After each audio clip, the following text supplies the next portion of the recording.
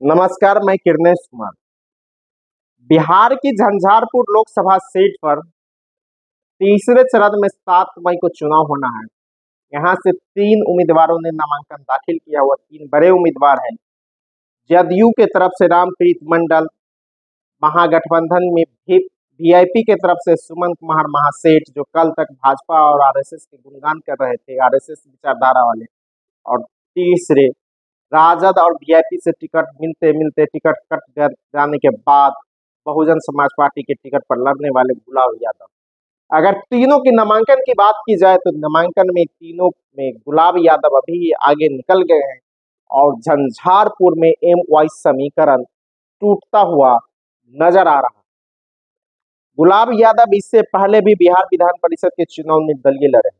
जो लोग राजद के लोग कल सुमन महासेठ के लिए कैंपेन कर रहे थे, वही लोग बिहार विधान परिषद चुनाव में राजद उम्मीदवार के साथ थे। इसके बावजूद गुलाब यादव ने अपनी पत्नी अंबिका गुलाब यादव को मधुबनी स्थानीय प्राधिकार सीट से जिताने में कामयाब रहे। बेटी को भी बिंदु गुलाब यादव को जिला परिषद के अध्यक्ष बनाने में कामयाब रहे। तो कहा जा सकता है जिस तरह के भीड़ कल गुलाब यादव की नॉमिनेशन सभा में थी, इससे साफ जग जाहिर होता है कि झंझारपुर में एम वाई टूट रहा है। और जिस तरह के परिणाम बद्री पूर्वे को 2019 के लोकसभा चुनाव में मधुबनी में झेलना पड़ा था, उसी तरह का परिणाम इस बार भी झंझारपुर में आ सकता है। और झंझारपुर से गुलाब यादव की जीतने की ज्यादा संभावना बन गया है। जिस तरह के उसके नामांकन में भीड़ थी, माहौल बन गया है। और रामप्रीत मंडल सबसे कमजोर कड़ी के रूप में वहां दिख रहे हैं। उसकी सभा में नामांकन में 1000 लोग भी नहीं पहुंचे थे। भाजपा के लोग उसके खिलाफ में हैं।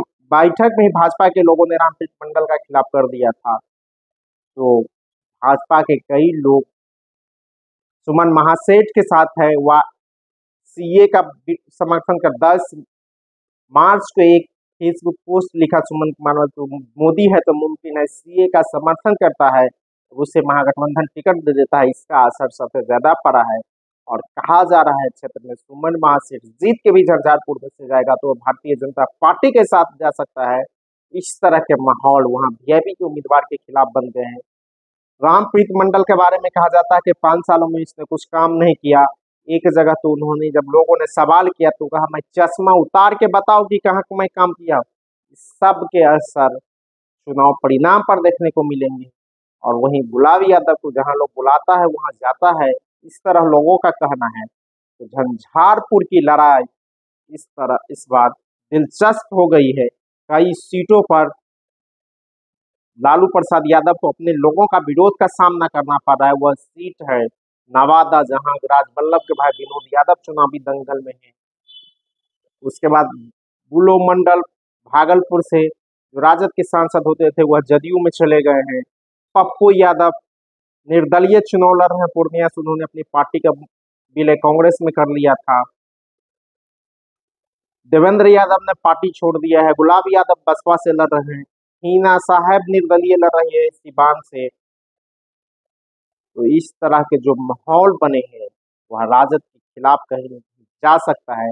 और इसका असर अगले साल होने वाले बिहार विधानसभा चुनाव पर भी पड़ेगा, क्योंकि 2019 के लोकसभा चुनाव में मधुबनी में बद्रीपुर में तीसरे स्थान पर चले गए थे। राजद को या कि महागठबंधन को 10 में से मात्र 2 सीटों पर कामयाबी मिली थी। वह भी चिराग पासवान का उम्मीदवार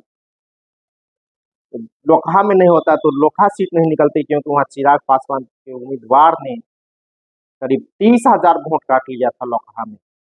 और जिस तरह इस बार टिकट की बंटवारा हुआ, मिथिलांचल के चुनाव परिणाम पर भी असर पड़ेगा, क्योंकि अली अशरफ फातिमी जो जदयू में था वह एकाएक राजद में आ गया। वह सीट पर सीपीआई की डिमांड थी, सीपीआई को नहीं मिली वह सीट। के बाद दूसरे लोग भी, देवेंद्र यादव भी मधुबनी चाहते थे, उनको भी नहीं मिली। गुलाब यादव को झंझारपुर कह के नहीं दिया गया।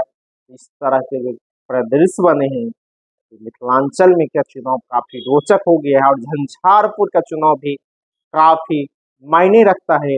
यह सिर्फ समाजवादियों की आज तक रही है, जब से अस्तित्व में यह सीट आई है, झंझारपुर समाजवादियों की सीट रहे। देवेंद्र प्रसाद यादव यहाँ से 5 बार जीते हैं, सुरेंद्र यादव जीते हैं, रामप्रीत मंडल जीते हैं, धनीक लाल मंडल, मंगनी लाल मंडल। एक तरह से कहा जाए झंझारपुर लोकसभा सीट समाजवादियों की सीट रही है, लेकिन इस बार वीआईपी ने आरएसएस विचारधारा वाले लोगों को टिकट दे दिया है।